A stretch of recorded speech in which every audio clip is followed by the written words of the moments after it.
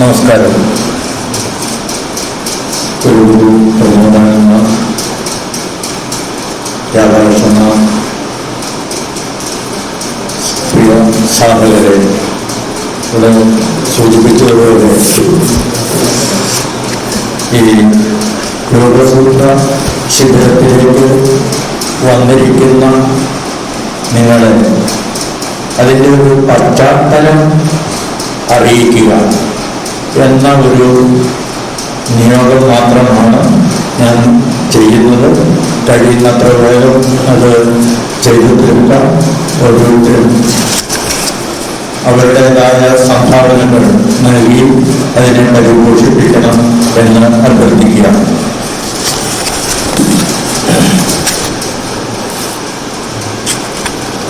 ശരീരത്തിനും മനസ്സിനും ആത്മാവിനും ശാന്തിയും സമാധാനവും നൽകി മോക്ഷപ്രാപ്തിക്കൊരുക്കുന്ന വിദ്യയാണ് യോഗ.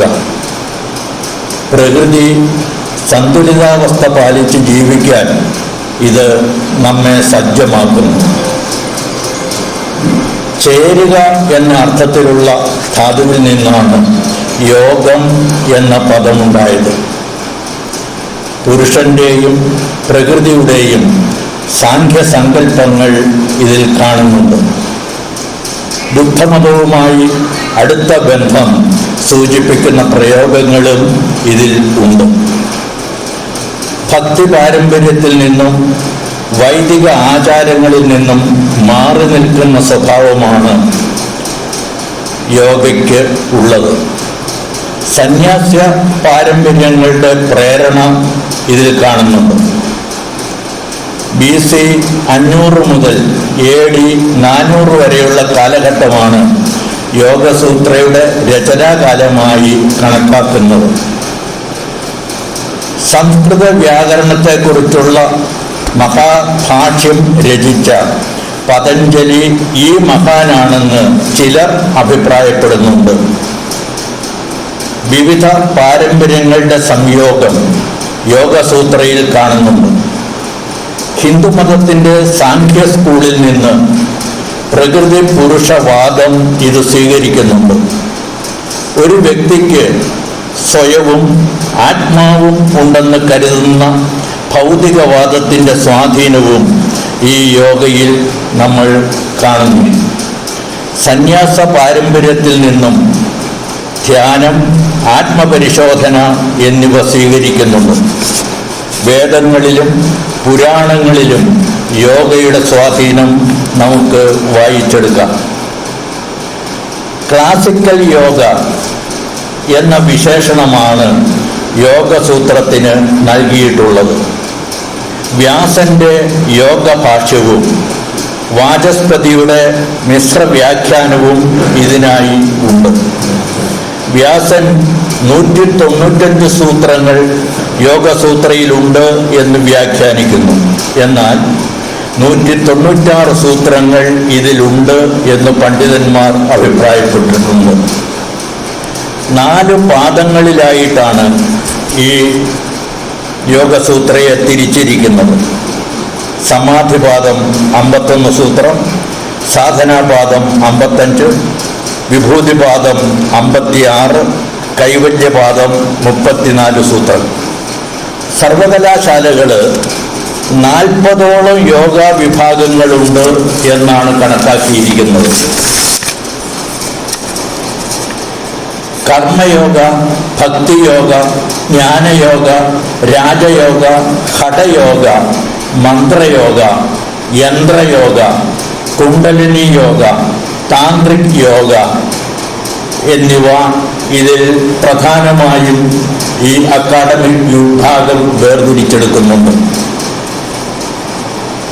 കായിക പരിശീലനത്തിന് ഘടയോഗ ഏറെ സഹായകമാണ്.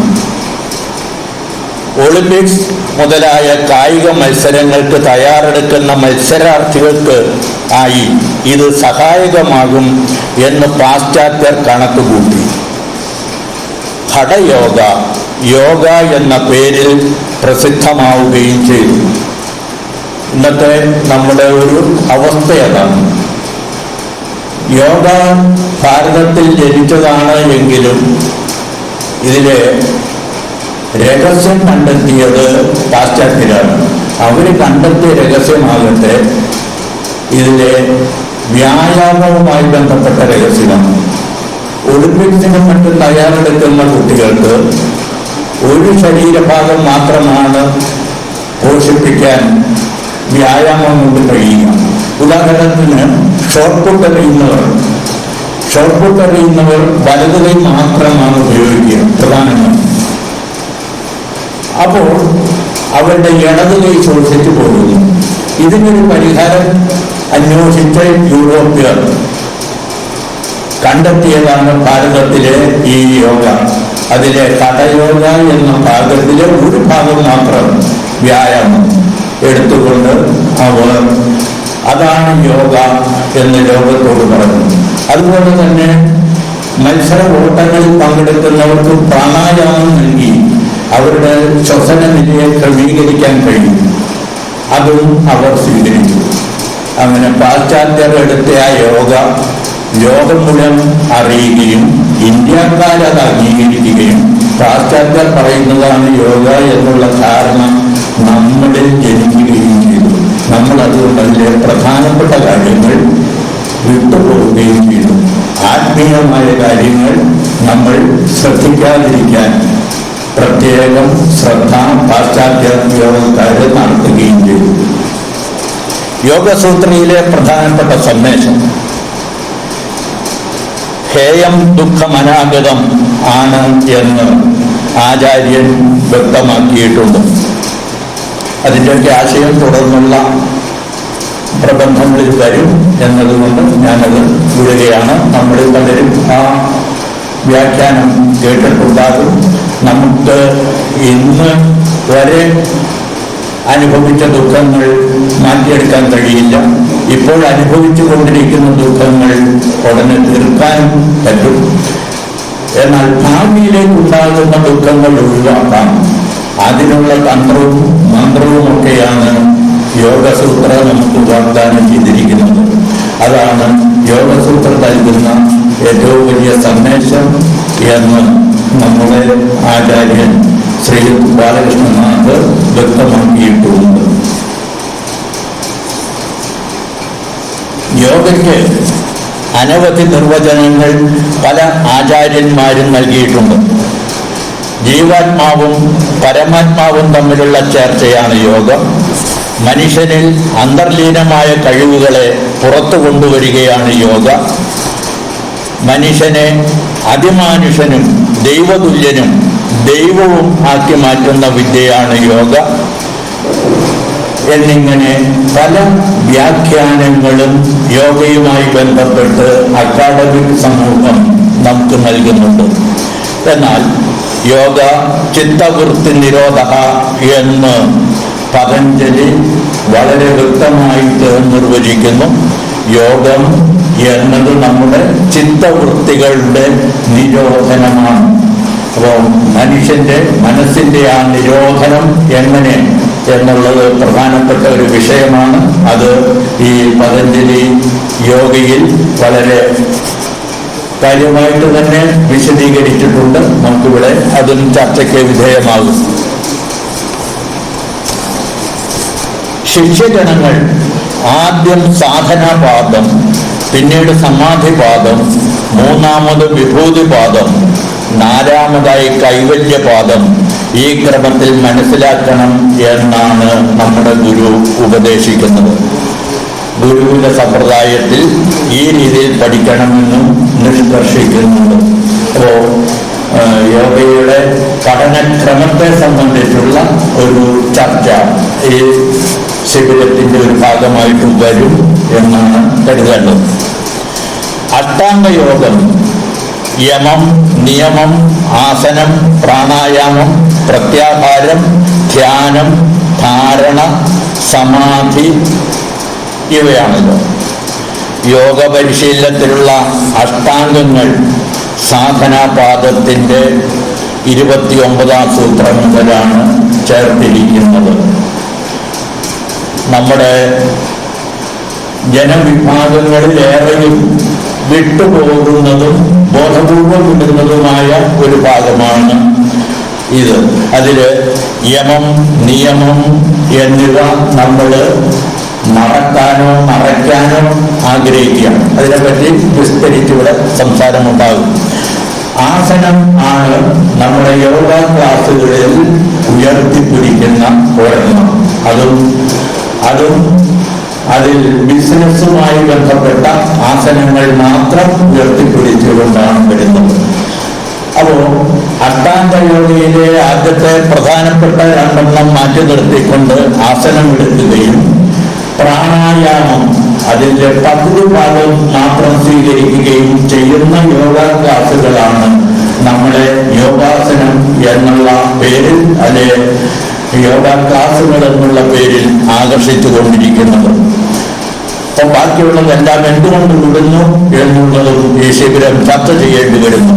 പ്രത്യാഹാരം, ധ്യാനം, ധാരണ, സമാധി ഇവയെ സംബന്ധിച്ചും നമ്മൾ മറക്കാനാണ് ആഗ്രഹിക്കുന്നത്. കാരണം മനസ്സിന്റെ അടക്കവും ഒതുക്കവും നിയന്ത്രണവും നമ്മളെ സംബന്ധിച്ചിടത്തോളം ബുദ്ധിമുട്ടുള്ള കാര്യങ്ങളായിട്ടാണ് പൊതുസമൂഹം ചിന്തിക്കുന്നത്. അങ്ങനെ യോഗയിലെ 1-2 ഭാഗങ്ങൾ മാത്രം എടുത്തുകൊണ്ട് അതാണ് യോഗ എന്ന് പരത്തുന്ന ഒരു സമൂഹത്തിലാണ് നമ്മൾ ഈ പതഞ്ജലി യോഗയുടെ പഠനം കാര്യക്ഷമമായി നടത്തണം എന്ന് ഈ സംഘാടകർ ആഗ്രഹിക്കുന്നത്. മൂലഗ്രന്ഥത്തിലുള്ള ധ്യാനം, സമാധി, ധാരണ, ധ്യാനം, സമാധി എന്ന ക്രമത്തിൽ ഇവിടെ സ്വീകരിക്കുകയാണ്. എന്നാൽ സാമ്പ്രദായിക രീതിയിൽ ധ്യാനം, ധാരണ, സമാധി എന്ന ക്രമമാണ് കാണുന്നത്. ശ്രീ ബാലകൃഷ്ണനാഥ് ഈ സാമ്പ്രദായിക രീതിയെയാണ് നമ്മുടെ പുസ്തകത്തിൽ സ്വീകരിച്ചിരിക്കുന്നത്. സാമ്പ്രദായിക രീതി ധ്യാനം, അതിൻ്റെ തുടർച്ചയിൽ ധാരണ, അതിൻ്റെ അങ്ങേയറ്റത്ത് സമാധി എന്ന ഒരു ക്രമമാണ് യോഗ അഭ്യസിക്കുന്നവർക്ക് ഉചിതമായ മാർഗം എന്ന് നമ്മുടെ കുലഗുരു ശ്രീ ബാലകൃഷ്ണനാഥ് നിരീക്ഷിച്ച് കണ്ടെത്തുകയും അതനുസരിച്ച് തൻ്റെ കൃതിയിൽ അത് ക്രമീകരിക്കുകയും ചെയ്തിട്ടുണ്ട്. അതാണ് നമ്മുടെ മുന്നിൽ അവതരിപ്പിച്ചിരിക്കുന്നത്. 2 പ്രധാനപ്പെട്ട സാധനകൾ ഗുരു എടുത്തു പറയുന്നുണ്ട്. ഒന്ന് യമം. യമത്തിൽ അഹിംസ, സത്യം, അസ്തേയം, ബ്രഹ്മചര്യം, അപരിഗ്രഹം എന്ന് 5 നിഷ്ഠകളാണ് ഉള്ളത്. ഞാൻ നേരത്തെ സൂചിപ്പിച്ചതുപോലെ നമ്മൾ ആചരിക്കാൻ മടിക്കുന്നതും ഈ 5 അതുപോലെ നിയമത്തിൽ ശൗചം, സന്തോഷം, തപസ്, സ്വാധ്യായം, ഈശ്വര പ്രണിധാനം എന്ന 5 നിഷ്ഠ. ഇതും പരിശീലിക്കണം എന്നാണ് നമ്മുടെ കുലഗുരു ആവശ്യപ്പെടുന്നത്.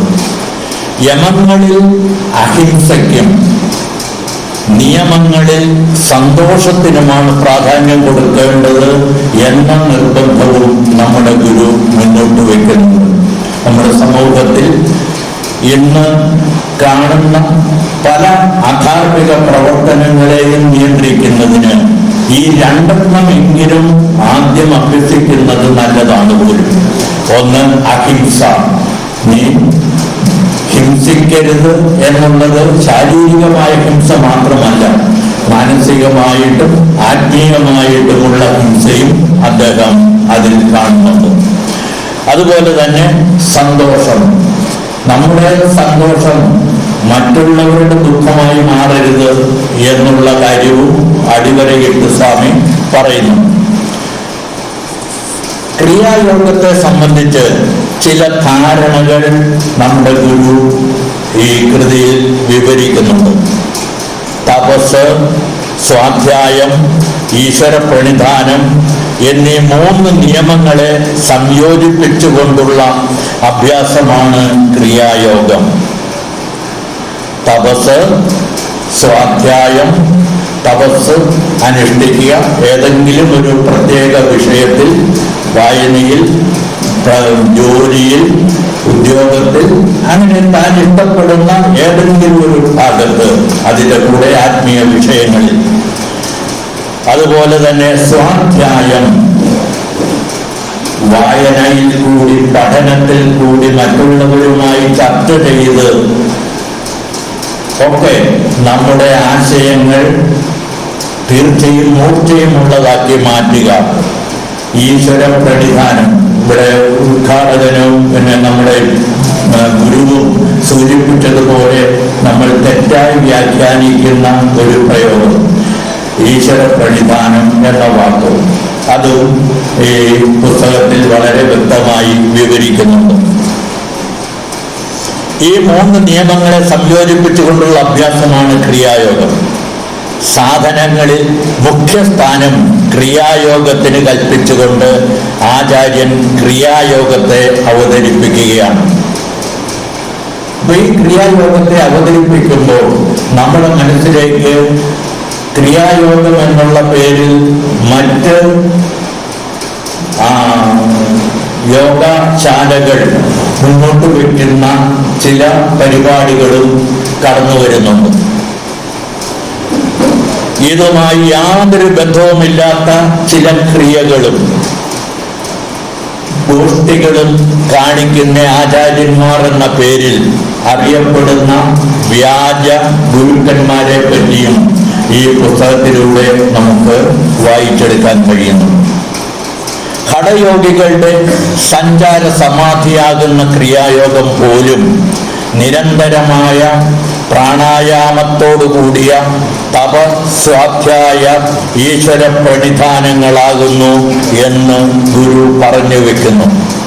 സഞ്ചാര സമാധി, ഇപ്പോ ഈ ഹംസയോഗികളെ സംബന്ധിച്ചിടത്തോളം ഒരു 12 വർഷത്തെ സഞ്ചാര സമാധിക്ക് ശേഷമാണ് യോഗയുടെ ആദ്യപടിയിലേക്ക് കടക്കുക എന്ന വിശ്വാസം പണ്ടുണ്ടായിരുന്നു. അതൊരു കുലഗുരുവിന്റെ വീട്ടിൽ കൂടെയാണെങ്കിൽ പോലും 12 വർഷം ഗുരുവിനെ സേവിച്ചുകൊണ്ട്, ഗുരുവിന്റെ ആഗ്രഹാഭിപ്രായങ്ങൾ പാലിച്ചുകൊണ്ട് ഉള്ള യോഗ ജീവിതം നയിക്കുന്നവർക്ക് മാത്രമേ ഹംസയോഗത്തിന്റെ ആദ്യ പടിയിലേക്ക് കടക്കാൻ അന്ന് അനുവദിച്ചിരുന്നു. പക്ഷെ നമ്മുടെ ഒരു ഗുരു ബാലകൃഷ്ണനാഥ് ഈ 12 വർഷത്തെ പ്രവർത്തനങ്ങളെ 12 ദിവസത്തെ ധ്യാന, ഉപാസന മുതലായ കാര്യങ്ങളിലും അതുപോലെ തന്നെ ഉള്ള നിഷ്ഠകൾ, മൗനവ്രതം മുതലായ നിഷ്ഠകളിലൂടെ നേടിയെടുക്കാനുമാണ് ആവശ്യപ്പെട്ടിട്ടുള്ളത്. അതായത് ഈ കലിയുഗത്തിൽ 12 വർഷം ഒരു ഗുരുവിന്റെ കൂടെ നടന്ന് ഈ യോഗം പഠിച്ചെടുക്കാനുള്ള ക്ഷമയും അതിനുള്ള അവസരവും ഇന്നത്തെ സമൂഹത്തിന് കിട്ടില്ല എന്നുറപ്പുള്ളത് കൊണ്ട് അതിന് പറ്റിയ ഒരു ക്രമം ആണ് നമ്മുടെ ഗുരുവായ ബാലകൃഷ്ണനാഥ് അവതരിപ്പിച്ചത്. അപ്പൊ അത് ഈ പുസ്തകത്തിൽ നമുക്ക് മനസ്സിലാക്കാൻ കഴിയുന്നതാണ്. പ്രണവ നിർവചനം സമാധിഭാഗത്തിൽ കൊടുക്കുന്നുണ്ട്. പ്രണവജപം നടത്തേണ്ട വിധം വിവരിക്കുന്നുമുണ്ട്. ഇന്ന് തെറ്റായ തരത്തിൽ നടക്കുന്ന ഒരെണ്ണമാണത്. പ്രണവം അനശ്വരമായ നാദബ്രഹ്മമാണ്. അത് എങ്ങും നിറഞ്ഞു നിൽക്കുന്നു. നാം കണ്ഠക്ഷോഭം ചെയ്ത് പ്രണവത്തെ ഉണ്ടാക്കേണ്ടതില്ല. പ്രണവ ശബ്ദം ഈ പ്രപഞ്ചത്തിലാകെ നിറഞ്ഞു നിൽക്കുന്ന ഒരു നാദമാണ് എന്നും നമ്മൾ ഓരോരുത്തരും അത് കണ്ഠക്ഷോഭം നടത്തി ഉണ്ടാക്കി മറ്റുള്ളവരെ കേൾപ്പിക്കേണ്ടതല്ല എന്നുമാണ് ഗുരു പറയുന്നത്. നാശമില്ലാത്തതും സർവവ്യാപിയുമായ നാദബ്രഹ്മത്തെ ഭാവന ചെയ്താൽ മാത്രം മതി. ധ്യാനനിരതനായിരിക്കുമ്പോൾ ഈ നാദബ്രഹ്മം നമ്മുടെ മനസ്സിലേക്ക്, ശരീരത്തിലേക്ക്, ഓരോ അണുവിലേക്കും കടന്നു വരികയും അത് പ്രകമ്പനങ്ങൾ ഉണ്ടാക്കുകയും നമ്മുടെ മനസ്സും നമ്മുടെ കാതും നമ്മുടെ ഓരോ അണുക്കളും അത് സ്വയം ആസ്വദിക്കുകയും ചെയ്യുന്ന ഒരു അനുഭൂതി വിശേഷമാണ്. ആ നാദബ്രഹ്മത്തെ മറ്റുള്ളവരോടൊപ്പം നിന്ന് സംഘമായി നിന്ന് ചൊല്ലി ആഹ്ലാദിക്കേണ്ടതല്ല എന്ന ദർശനം ഇതിലൂടെ നമ്മുടെ ഗുരു അവതരിപ്പിക്കുന്നുണ്ട്. അപ്പോൾ ശംഖനാദം പോലെ പ്രണവം ഉപാസകന് കേൾക്കാൻ കഴിയും. അതിനെ അനുസന്ധാനം ചെയ്തുകൊണ്ടിരിക്കുക, ഇതാണ് യഥാർത്ഥ പ്രണവം എന്ന് സംശയാതീതമായി നമ്മുടെ ഗുരു ഇതിനകത്ത് വിവരിക്കുന്നുണ്ട്. ധ്യാനത്തെ ഒരു മാനസിക വൃത്തിയായി ആണ് അംഗീകരിക്കുന്നത്. എന്നാൽ മനസ്സിന് വൃത്തികളൊന്നുമില്ലാത്ത അവസ്ഥയാകുന്നു ധ്യാനം. ഇവിടെയും ഒരു വൈരുദ്ധ്യത്തെ ഗുരു ചൂണ്ടിക്കാണിക്കുന്നുണ്ട്. ധ്യാനം എന്ന് പറഞ്ഞു കഴിഞ്ഞാൽ നമ്മൾ സാധാരണഗതിയിൽ മനസ്സിൻ്റെ ഒരു പ്രവർത്തനമായിട്ടാണ് പല യോഗികളും ധ്യാനത്തെ കാണുന്നത്. എന്നാൽ മനസ്സിന് ഒരു പ്രവർത്തനവുമില്ലാതിരിക്കുന്ന ശൂന്യമായ ഒരവസ്ഥയാണ് ധ്യാനം എന്നാണ് ഗുരു ഉപദേശിക്കുന്നത്. വൃത്തികൾ ഉണ്ടാകുമ്പോൾ മനസ്സ് ധ്യാനത്തിൽ നിന്ന് അകന്നു പോവുകയാണ്. ധ്യാനത്തിൽ ഇരിക്കുമ്പോൾ നമ്മുടെ മനസ്സിലേക്ക് ഞാൻ ധ്യാനിക്കുകയാണ് എന്ന് പോലും ചിന്തിക്കുമ്പോൾ നമ്മുടെ മനസ്സ് യഥാർത്ഥ ധ്യാനത്തിൽ നിന്ന് അകന്നു പോകുന്നു എന്നുള്ള പരമാർത്ഥം നമ്മൾ മനസ്സിലാക്കണം. അടിക്കടി വന്നുകൊണ്ടിരിക്കുന്ന ആശകൾ മനസ്സിന് സൗകര്യം കൊടുക്കുന്നില്ല. നമ്മുടെ ജീവിതത്തിൽ സംഭവിച്ചു കൊണ്ടിരിക്കുന്ന ആ കാര്യങ്ങളെ പറ്റിയുള്ള നിരീക്ഷണങ്ങളും ഇതിനകത്തുണ്ട്. അടിക്കടി വന്നുകൊണ്ടിരിക്കുന്ന ആശകൾ, അതാണ് മനുഷ്യനെ പലപ്പോഴും നിയന്ത്രിക്കുന്നത്. ആശങ്കകൾക്ക് കാരണം വാസനയാണ്. ഈ വാസനയെ സംബന്ധിച്ചുള്ള നിരീക്ഷണങ്ങളും ഈ കൃതിയിലുണ്ട്. ഇതിൻ്റെ വ്യാഖ്യാനങ്ങൾ നമ്മൾ ഈ കൃതിയിൽ വായിച്ചെടുക്കുകയും ചെയ്യാം.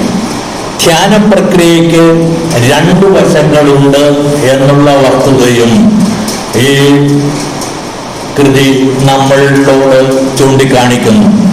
ഒന്ന് ശാരീരിക തലവും മറ്റൊന്ന് മാനസിക തലവും. ശരീരമില്ലാതെ ധ്യാനം സാധിക്കുകയില്ല, അതൊരു വസ്തുത തന്നെയാണ്. ശരീരമുള്ളത് കൊണ്ടാണ് ധ്യാനം അതുണ്ടാകുന്നത്. അതുകൊണ്ട് ശരീരത്തിലുള്ള പ്രാധാന്യം കുറച്ച് കാണരുത്. അഷ്ടാംഗയോഗ വിധികളിൽ 5 ബഹിരംഗങ്ങളാകുന്നു. ഇവയെ വിധിപ്രകാരം ആചരിക്കുന്നതോടെ ശാരീരികമായ പ്രശ്നങ്ങൾ പരിഹരിക്കപ്പെടുന്നു. അതും ഇവിടെ മറ്റു പ്രബന്ധങ്ങളിൽ കൂടി വരും. ആസന പരിശീലനത്തിൽ സഹനശേഷി, ധീരത ഇവ ലഭിക്കും. പ്രാണായാമ പരിശീലനത്തിൽ പ്രാണ അപാന വായുക്കൾ നിയന്ത്രണ വിധേയമാകും. പ്രാണായാമം പരിശീലനം കൊണ്ട് പ്രാണവായുവിനെയും അപാനവായുവിനെയും മറ്റു വായുക്കളെയും നമുക്ക് നിയന്ത്രണ വിധേയമാക്കാൻ കഴിയും. പ്രത്യാഹാര പരിശീലനം കൊണ്ട് ഇന്ദ്രിയങ്ങളെ ഉൾവലിക്കുവാൻ നമുക്ക് സാധിക്കും. അങ്ങനെ ബഹിരംഗങ്ങളുടെ പരിശീലനത്താൽ ശരീരം നമുക്ക് ധ്യാനയോഗമാക്കാം എന്ന മാർഗം ഈ പുസ്തകം നമുക്ക് ഉപദേശിച്ചു തരുന്നുണ്ട്. ധ്യാനം, ധാരണ, സമാധി ഇവയാണ് അന്തരംഗങ്ങൾ. ഇവ പരിശീലിക്കുമ്പോൾ ധ്യാന വിഷയം സൂക്ഷ്മമായി ചുരുങ്ങി ഇല്ലാതാവുകയാണ്. പതഞ്ജലി പറഞ്ഞു വച്ചിരിക്കുന്നത് പോലെ ചിത്തവൃത്തി നിരോധനം എന്നുള്ളത് സംഭവിക്കുന്നത് ധ്യാനം, ധാരണ, സമാധി എന്നീ അന്തരംഗങ്ങൾ ശരിയായി നാം പാലിക്കുമ്പോൾ അവ ഓരോന്നായിട്ട് ചുരുങ്ങി, വിഷയം സൂക്ഷ്മമായി ചുരുങ്ങി ഇല്ലാതാകും. അപ്പോൾ നിർവിഷയ ധ്യാനത്തിൽ എത്തും. നമ്മുടെ മനസ്സ് നിർവിഷയത്തിലാകും. ധ്യാനം, ധാരണ, സമാധി ഇവ തുടർച്ചയിൽ ഗുരുവിന്റെ നിർദ്ദേശപ്രകാരം അനുഷ്ഠിക്കുമ്പോൾ നമ്മുടെ മനസ്സിൽ നിന്ന് നമ്മളെ അലട്ടിക്കൊണ്ടിരിക്കുന്ന മോഹങ്ങളും അതുപോലെ തന്നെയുള്ള മറ്റു ചിന്തകളും പതുക്കെ ഓരോന്നായി ഇല്ലാതായി മനസ്സ് നിർവിഷയമാകും. ഒരു വിഷയവും ചർച്ച ചെയ്യാനില്ലാത്ത ഒന്നായി നമ്മുടെ മനസ്സും മാറും. അതാണ് നിർവിഷയ ധ്യാനം. അതാണ് ചിത്തത്തിന്റെ ആത്മലയം. ആ തരത്തിലാണ് ഈ ധ്യാനയോഗം നമ്മളെ പഠിപ്പിക്കുന്നത്. സാധാരണക്കാരന് ചെയ്യാവുന്ന ധ്യാന പരിശീലന ക്രമം ശ്രീ ബാലകൃഷ്ണനാഥ് അദ്ദേഹത്തിന്റെ ഇതര കൃതികളിൽ വിശദമാക്കുന്നുണ്ട്. ഹംസയോഗ പ്രവേശിക, ധ്യാനയോഗ രഹസ്യം മുതലായ അദ്ദേഹത്തിന്റെ കൃതികളിൽ ഈ തരത്തിൽ സാധാരണക്കാരൻ വലിയ ആശയം മനസ്സിലാക്കാൻ ബുദ്ധിമുട്ടുള്ള കൃതികൾ വായിച്ച് മനസ്സ് മടുത്ത് യോഗയിൽ നിന്നും പിന്തിരിഞ്ഞു പോകുന്ന സാധാരണക്കാരനെ സംബന്ധിച്ചിടത്തോളം എന്താണ് യോഗ എന്നും അതെന്നെ ലളിതമായി നമുക്ക് പരിശീലിക്കാൻ കഴിയും എന്നും ശ്രീ ബാലകൃഷ്ണനാഥ് അദ്ദേഹത്തിന്റെ മറ്റ് കൃതികളിൽ സൂചിപ്പിക്കുന്നുണ്ട്. മനസ്സിന് വിശ്രമം കൊടുക്കുന്നതാകുന്നു ധ്യാനത്തിന്റെ പൊരുൾ. നമുക്കിപ്പോൾ കഴിയാത്തതുകൊണ്ടാണ് നമ്മുടെ മനസ്സ് ഒരിക്കലും സ്വസ്ഥമായിട്ടിരിക്കുന്നില്ല. ഇപ്പോഴും എപ്പോഴും ടിവിയിൽ നമ്മൾ ഓരോ സീരിയൽ കാണുന്നത് പോലെ, ഓരോ രംഗങ്ങൾ കാണുന്നത് പോലെ, ഓരോ സംഭവങ്ങൾ കാണുന്നത് പോലെ നമ്മുടെ മനസ്സിൽ കൂടി 100,000 കാര്യങ്ങൾ കടന്നുപോയിക്കൊണ്ടേയിരിക്കുന്നു. അതിനെ നമുക്ക് നിയന്ത്രിക്കാൻ കഴിയുന്നില്ല. ആ നിയന്ത്രിക്കാൻ കഴിയാതിരിക്കുന്ന ആ മനസ്സിനെ നിയന്ത്രിക്കുന്നതിൻ്റെ രീതി ശാസ്ത്രം അദ്ദേഹത്തിന്റെ ഈ ലളിതമായി വിവരിക്കുന്ന ഹംസയോഗ പ്രവേശികയിലും മറ്റും നമുക്ക് വായിച്ചെടുക്കാൻ കഴിയുന്നുണ്ട്. ധ്യാനത്തിന്റെ പൊരുൾ മാനസിക വിശ്രമം ഉണ്ടാക്കുന്നത്. മനസ്സിൽ ഒരു ചിന്തയും ഇല്ലാതിരിക്കുമ്പോഴാണ് ലഘുവായ വിഷയത്തിൽ മനസ്സിനെ ഒതുക്കി നിർത്തി ഈ ലക്ഷ്യം നേടാവുന്നതാണ്. അപ്പോൾ ഒരു ചിന്തയും ഇല്ലാതിരിക്കുന്ന മനസ്സിലേക്ക് എത്തണമെങ്കിൽ നമുക്ക് പെട്ടെന്ന് ഒരു മതിൽ കെട്ടി അതിനെ നിയന്ത്രിക്കാൻ കഴിയില്ല. ഒരണ കെട്ടി തടഞ്ഞു നിർത്താനും കഴിയില്ല. അതിന് ലഘുവായ വിഷയങ്ങളിൽ മനസ്സിനെ ഒതുക്കി നിർത്താൻ ആദ്യം ശീലിക്കണം. അങ്ങനെ ആ പരിശീലനത്തിൽ കൂടി മാത്രമേ ലക്ഷ്യത്തിലേക്ക് നമുക്ക് എത്തിച്ചേരാൻ കഴിയൂ. അതിനുള്ള ലഘുമാർഗങ്ങൾ ഗുരു തൻ്റെ ഇതര കൃതികളിൽ വിവരിക്കുന്നുണ്ട്. അതും ഈ ഹംസയോഗത്തിന്റെ ഭാഗമായിട്ട് നമുക്ക് ഈ ശിബിരത്തിൽ ചർച്ച ചെയ്ത് എടുക്കാവുന്നതാണ്. ഇനി വരാൻ പോകുന്നത് കൃതയുഗം എന്ന പേരിൽ അറിയപ്പെടുന്ന സത്യയുഗമാണ്. സത്യയുഗത്തിൽ മുഴുവൻ ജനങ്ങളും സദാചാര നിരതരും സപ്തങ്ങളും ആയിരിക്കും. അതിന്റെ തയ്യാറെടുപ്പിലാണ് യോഗസൂത്രം നമ്മൾ പ്രചരിപ്പിക്കേണ്ടത്. നമ്മുടെ ഗുരു ഉപദേശിച്ചേക്കുന്നതാണ് നമ്മൾ യോഗസൂത്രം പ്രചരിപ്പിക്കണം. അതിൽ ഹംസയോഗത്തിന് പ്രാധാന്യവും കൊടുക്കണം. എന്തുകൊണ്ട്? ഇനി വരാൻ പോകുന്ന യുഗം സത്യയുഗത്തിലേതാണ്. അവിടെ എല്ലാവരും സത്യങ്ങളാകണം. അതിനുള്ള രീതി നമ്മൾ ഇപ്പോഴേ പിന്തുടരേണ്ടതുണ്ട്. അതിനു വേണ്ടിയിട്ട് സാധകരെ തയ്യാറാക്കേണ്ടതുണ്ട്. അതിനുവേണ്ടി പ്രചരണം നടത്തേണ്ടതുണ്ട്. ആ ദർശനവും ശ്രീ ബാലകൃഷ്ണനാഥ് അവതരിപ്പിക്കുന്നുണ്ട്. അപ്പോൾ ഇതിൽ ഇങ്ങനെയുള്ള കാര്യങ്ങളെല്ലാം അടങ്ങുന്നതാണ് ഈ പതഞ്ജലിയുടെ യോഗസൂത്ര. യോഗസൂത്രം, സൂത്രം എന്ന് പറഞ്ഞാൽ ചരടാണ്. അത് ഒരു ഉപായം മാത്രമാണ്. അതിന്റെ വ്യാഖ്യാനം ഓരോ സൂത്രത്തിനെയും വിപുലമായ വ്യാഖ്യാനം അത് കുറേയേറെ ശ്രീ ബാലകൃഷ്ണനാഥിന്റെ കൃതികളിലുണ്ട്. ബാക്കിയുള്ളതൊക്കെ നമുക്ക് ചർച്ച ചെയ്തെടുക്കാം. ഗുരുവിന്റെ സഹായത്തോടുകൂടി നമുക്കത് കൂടുതൽ വിശദമായി പഠിക്കുകയും ചെയ്യാം. ഏതാണേലും ഇന്ന് കച്ചവട ലോകത്ത് അറിയപ്പെടുന്ന ധ്യാനത്തിൽ നിന്നും എന്തുകൊണ്ട് പതഞ്ജലി യോഗ മാറി നിൽക്കുന്നു എന്ന കാര്യം ഈ ശിബിരത്തിൽ ചർച്ചയാകണം എന്ന ആഗ്രഹത്തോടുകൂടിയാണ് ഈ ശിബിരം നമ്മളിവിടെ സംഘടിപ്പിച്ചേക്കുന്നത്. യോഗസൂത്രയെ സംബന്ധിച്ച് പ്രവേശനത്തിനുള്ള ഈ ഒരു പ്രബന്ധം അവതരിപ്പിച്ച് ഞാൻ വിരമിക്കട്ടെ. നമസ്കാരം.